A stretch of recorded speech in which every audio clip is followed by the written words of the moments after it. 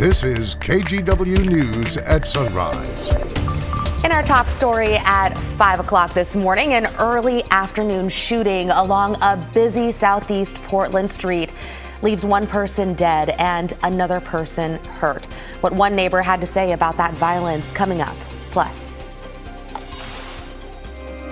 with the second pick in the 2024 WNBA draft, the Los Angeles Sparks select Cameron Brink. And the crowd goes wild. The WNBA dreams of a basketball player from Beaverton came true last night. We'll catch up with Cameron Brink and one of her former coaches in just a bit.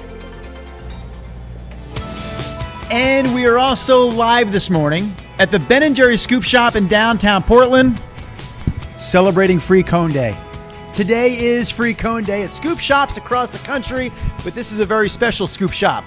This Scoop Shop is actually owned and operated by New Avenues for Youth, terrific local nonprofit that you can support today while standing in line waiting for your free ice cream. We will explain all of that, guys, coming up here for starters at 5:15. But I leave you with this question. Christine, Shina, Eric's behind the camera. Sorry, Eric. Chris and Rod. Are you guys an ice cream licker or are you an ice cream eater? Because I'm an eater. With your teeth, no, you weirdo. Did he just take the whole? Did he eat the whole thing? Did he eat the whole thing? No. I think oh no, he didn't. Okay, it was for a second. Andrew, how's your head feel right now? Fine. How's yours?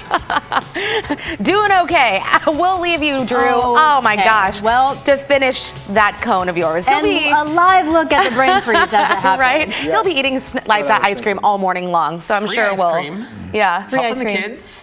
It's a win. Yeah. We'll tell you all about it coming up a little later. I always seem to be jealous of Drew in the mornings when I'm on the desk because he's always eating donuts or ice cream or something tasty. But hey, thank you so much for joining us this morning. We're going to go to Rod Hill, who you were looking at. I saw a lot of blue on your map. The big story is what's going to happen overnight tonight into your Wednesday morning. And the blues is kind of a mix of technically frost advisories and freeze warnings up for overnight tonight into tomorrow morning. Basically, if you have some color over you, if you will, from the coast to the valley, which is all of us, you have a good chance of seeing 32-degree temperatures or colder into your Wednesday morning. So more on that coming up. We're at 45 out at the airport right now, but a lot of you are in the upper 30s, so it's kind of a cool morning overall. Radar is, in fact, showing a few scattered showers coming in from the northwest. A drier day than yesterday, but still a spotty shower threat into this afternoon. 53 at noon. Later today, we get up to about 58 degrees. Clear skies tonight. The chilly temps coming. Here's Chris. Rod, let's take you on a little tour across the metro area. This is I-5 near the Interstate Bridge. The Vancouver side of things rolling right along as we are out in Troutdale. This is Interstate 84 near Marine Drive. There's the westbound commute. That looks good. And down to the south, Gladstone area, I-205 pretty wide open, as is the Sunset out near the Hillsborough area. Guys, so far on the freeways, no crashes, no unexpected delays. Okay, thank you so much for that, Chris. We begin this morning in Happy Valley, where police are hoping you might be able to help them locate this missing man. Take a look at your screen. His name is Scotland Miller. The 39-year-old was last seen around 8 o'clock last Thursday night near Iron Mountain Boulevard in Lake Oswego in his 2012 Volkswagen Jetta. You can see his Oregon plates there on your screen at the bottom, 260 PAV. If you have any information on where he is, contact Happy Valley Police. And to new details on a deadly shooting near a busy southeast Portland street. It happened yesterday afternoon near a restaurant, several businesses, and a retirement community. Alma McCarty has the details. Crime tape spanned several blocks of Powell Boulevard Monday afternoon, drawing the attention of many. I saw the cops doing that, and I wondered what in the heck was going on. Betty Canelo lives in these apartments for seniors on Southeast 84th. I can be in my apartment in the evening time, and I can hear pops, but I don't see anything. This time, she didn't hear the shots, but did witness the aftermath of a deadly shooting.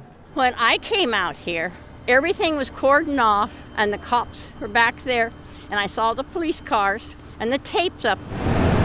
Portland police responded to the shooting call just after 2 p.m. They found 2 victims, a man dead at the scene and a woman with non-life-threatening injuries. Investigators focused in on this car and the bullet holes puncturing the back and right sides of the vehicle.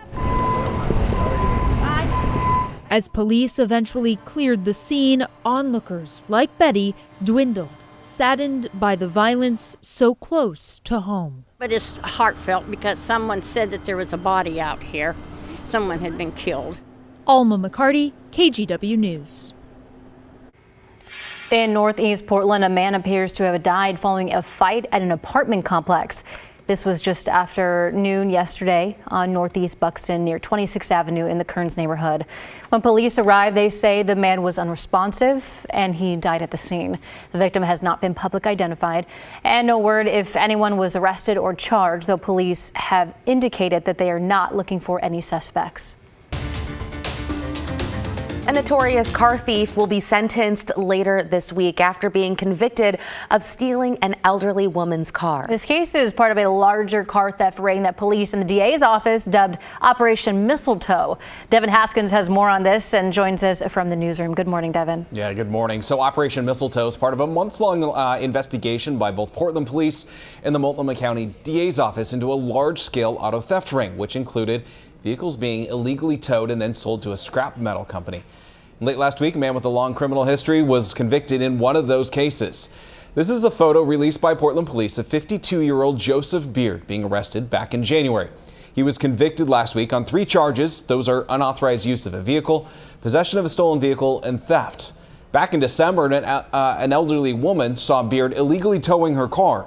She followed him, boxed him in, and called police, but Beard took off. A month later, Beard was arrested while driving his tow truck and was charged with 22 felonies. Police discovered that a company that Beard was associated with, called Mater's Auto Recycling, was falsifying paperwork for stolen vehicles before selling them to a North Portland scrap metal company. The DA's office says dozens of cars were sold to the scrap metal company and then crushed. A Multnomah County Deputy District Attorney told KGW back in January that the laws surrounding scrap yards are outdated and need to be looked at. Beard now faces more charges related to the ongoing car theft case, but in this one, he'll be sentenced on Friday. Christine? Okay, thank you for that report, Devin. If you haven't paid the Portland arts tax yet, well, it is now late, and you'll have to pay a late charge. The fee is on top of your federal, state, and any regional taxes you might owe. Back in 2012, Portland voters approved the Arts Education Access Fund. So far, it has generated more than $112 million for grants to local arts organizations and teacher salaries. You can pay online at portland.gov. Your time now is 5:07 on your Tuesday. Yeah.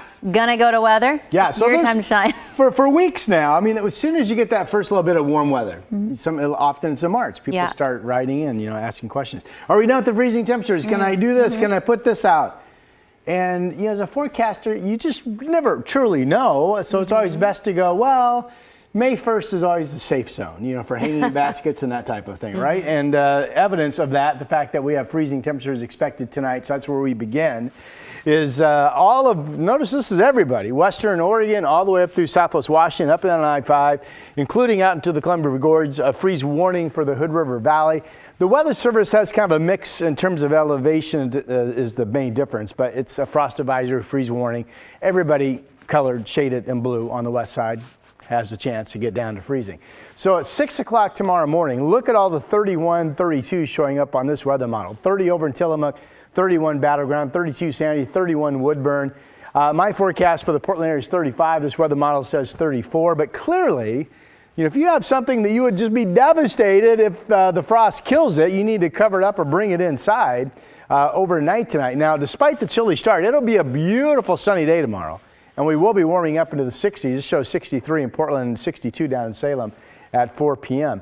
Now, we will still be clear going into Thursday morning, but can you see, I think at home you can probably see these streamlines. These are east winds coming in. We have light winds expected tomorrow morning, but by Thursday morning, the east winds are blowing. Remember, it takes just a little bit of air movement from the wind to keep temperatures from settling and getting cold. So that's why Thursday morning, despite clear skies, most of us are going to be well above freezing. In fact, the east winds show 44 in Gresham, 45 Tigard, 43 McMinnville. Now notice 30 in Silverton. If you live in a spot where you just hardly ever get the east wind, then you could still get down to freezing Thursday morning, but most of us will be well above.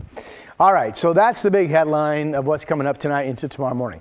Right now, 45 out at the airport. We have kind of mostly cloudy skies overall up top, 44 in Kelso, 45 in Salem. There are spotty showers around Astoria, and we've had a spotty shower in the last hour over the West Hills as well. Futurecast shows kind of partly sunny skies, pretty similar sky condition to yesterday. This shows a spotty shower at 2:30.